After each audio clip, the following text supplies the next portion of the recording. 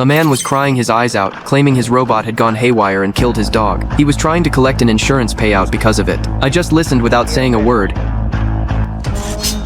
because robot killed my pet insurance scams were nothing new to me. The reason I was willing to run destructive tests on these robots was simple. I'd always believed robots were completely safe. That belief lasted until one day, when a patrol officer was making his rounds through a tunnel in one of the poorer parts of town and came across something unusual. A robot that was supposed to be working at a construction site wasn't there. Instead, it was hiding in a corner, modifying itself. The officer immediately drew his gun, and the robot responded by dropping into a posture that looked like it was begging for mercy. Something you'd expect from a person, not a machine. Ironically, that very reaction convinced the officer that the robot was no longer behaving like a normal machine. Robots aren't supposed to understand life and death, and they certainly don't feel fear. So the moment one starts acting afraid of dying, it has crossed a line it was never designed to cross. After that, USR assigned me to investigate the incident. I called in a mechanic I'd worked with for years, and together we took the robot apart piece by piece. We found 25 extra components that weren't part of its original design. In all his years on the job, my mechanic had never seen anything like it. Judging by the way the parts were installed, they didn't look like they had been added by a person. It looked more like the robot had secretly collected the parts itself and upgraded its own body. I didn't believe that explanation though. I thought it was far more likely that some illegal back alley workshop had altered its programming. As far as I was concerned, the idea of a robot modifying itself simply didn't make sense. So I kept digging. I traced the serial numbers on the extra parts, and they all led back to one machine, an industrial welding robot designated Unit 206. When I arrived at its charging station, I noticed something strange. On the steel panel of a storage locker directly across from the charging dock was an oddly smooth, reflective patch. I took a closer look and realized the entire panel was covered in grime except for one spot that had been polished over and over until it looked like a mirror. That's when a thought crossed my mind. Had this robot somehow broken past its programming limits and made itself a mirror? At that moment, Unit 206 appeared in the doorway. It acted as if it had a mind of its own. The second it saw me, it turned and walked away, but not before looking back at me once. I'd never seen a robot look at someone like that. There was caution in its eyes, almost suspicion, as if it realized its secret had been exposed and was trying to get away. It felt less like a machine, and more like a living being on high alert. I chased after it through the tunnel and around the back alleys until I finally found it inside an abandoned shipping container. The container was filled with mechanical parts of unknown origin, and it was clutching a box tightly the entire time. Before I could even ask a question, it knocked over a nearby gas can, ignited its welding torch, and set itself on fire, destroying both itself and everything inside the container. I still don't know what was inside that box. Whatever it was, it mattered enough to Unit 206 that it chose to destroy itself, rather than let anyone discover the truth.